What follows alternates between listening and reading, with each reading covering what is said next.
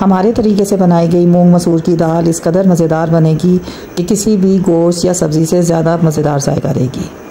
200 ग्राम लाल मसूर की दाल है, जबकि 100 ग्राम मूंग की धुली दाल है। इसको 20 मिनट भिगोने के बाद हमने उबालने के लिए रख दिया है। इसमें सिर्फ नमक और हल्दी मिलाएंगे।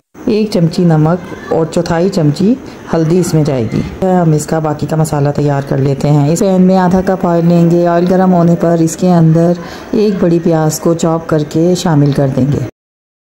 2 मिनट पकते हुए हो गए हैं तो यहाँ पर हम आधी चमची ज़ीरा ऐड करेंगे तक, और इसके बाद हम लहसुन, अदरक और हरी मिर्चें चॉप इसके अंदर डालेंगे। दोबारा 2 से 3 मिनट तक पकाएंगे।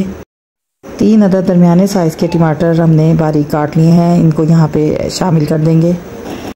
टमाटरों को मिक्स करेंगे। इसके बाद इसके अंदर आधी चमची कुटी हुई लाल मिर्च, जबकि आधी चमची से कुछ ज़्यादा पिसी लाल मिर्च डालेंगे। बस यहाँ पर इसको ढक्कन ढककर 10 मिनट के लिए दम पे लगा देंगे।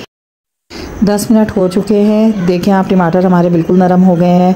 बस मसाले को इसमें मिक्स करते हुए भूनेंगे। भूनते हुए चम्मच से आहिस्ता आहिस्ता दबाएंगे ताकि टमाटर मैक्सिमम हद तक पिस जाएं। इसको भूनते हुए 5 मिनट हो गए हैं। टमाटर और प्याज तकरीबन यकजान हो चुके हैं और दाल भी हमारी गल गई है। दाना इसमें साबुत नहीं होना चाहिए, ये घुली मिली दाल है।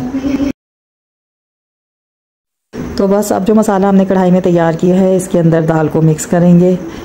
अब इसको लो मीडियम फ्लेम पर 5 मिनट के लिए रखेंगे और इतनी देर हम इसके बघार की तैयारी करते हैं। बघार के लिए एक फ्राई पैन में आधा कप ऑयल में लहसुन, अदरक और हरी मिर्चों को चॉप करके डाला है। 1 मिनट के बाद इसके अंदर करी पत्ता शामिल करेंगे। अगर करी पत्ता नहीं है तो इस स्टेप को स्किप कर दें, लेकिन करी पत्ते से इसकी खुशबू और जायके में बहुत फ़र्क आता है। साथ ही तैयार होने लगे तो इसके अंदर ज़ीरा शामिल कर देंगे। दाल के अंदर हमने गरम मसाला डाला है 1 चमची, इसको मिक्स करेंगे और इसके बाद इसके अंदर बघार लगा देंगे। बस आप देख सकते हैं कि देखने में ही इस दाल की शक्ल किस कदर अट्रैक्टिव लग रही है। सर्विंग के लिए एक बड़े बाउल में छोटा बाउल रखकर और इसको मैंने चावलों से अच्छी तरह फिल कर लिया है। चावलों को हाथ से दबा दें ताकि चावलों की अच्छी सी सेटिंग हो जाए।